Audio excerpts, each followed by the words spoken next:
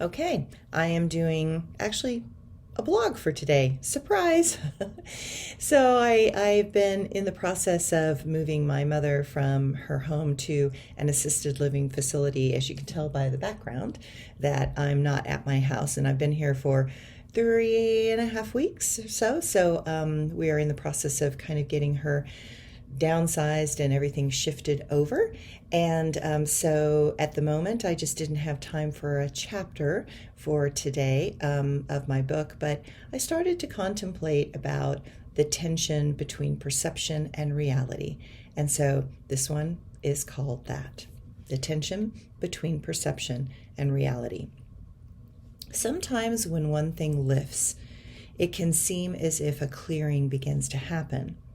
As one comes up for air and bursts out of the emotional domains of water, we believe for a moment that we are temporarily free. That first breath, after being pummeled by the deep and unrelenting drama of love, is precious. But as the air filled my lungs and I slowly catch up to the present moment, one then sees things, what perhaps we really did not want to see in the first place. I have found that breaking of one's heart is the beginning of greater and deeper truths. Breaking out of one space in consciousness can at times break us into another one that was existing even without our own total focus or awareness of it. It is no different than that famous phrase, if a tree falls in the forest and no one is around to hear it, does it make a sound? The answer is yes. Just because we are deaf to the processes that happen outside our bubble of awareness does not mean that those situations are not happening. I am sure that we have all felt the tensions that exist and feels like a rubber band between the polarities of perception and reality. The tree falling does make a sound as the air is vibrating, and the ground will also vibrate with the impact of the tree falling. But some also notice that what we mean as sound could also mean our awareness of being conscious of that noise from the vibration of the air. If we are not conscious, we cannot really hear anything. Do you ever notice that your private conscious experiences make a sound in your mind or heart? My experience of this existence actually depends when I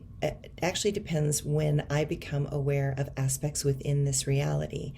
And our experience is dependent upon our ability to sense what is happening through the five senses: taste, touch, smell, sight, and hearing.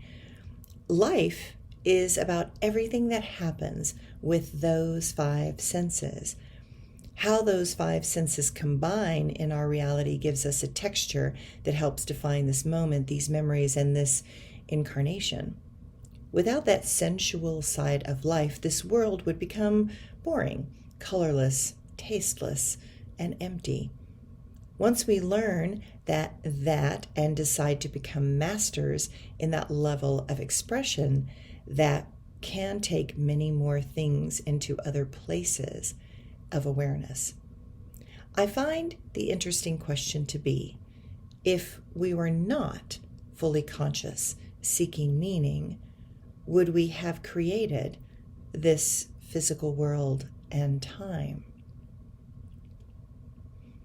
Many spiritual traditions seek to find the emptiness while here in this physical world that is anything but empty. These same traditions show us the tools to get back to that one-pointed awareness we call consciousness. But if consciousness did not exist, then there would be no colors or anything to stimulate the five senses to expand even further into more conscious awareness. Consciousness is the initiator and the instigator. All the things we dream of creating are manifesting from our consciousness.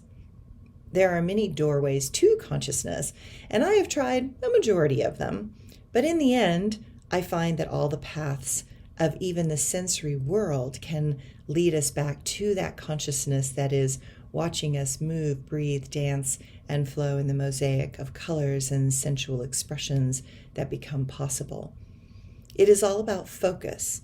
And when one learns to have a focus that is so aware and profound, it too leads us back to the joys of that eternal consciousness that is forever watchful to the creative attempts of our soul in this world to fully live and be.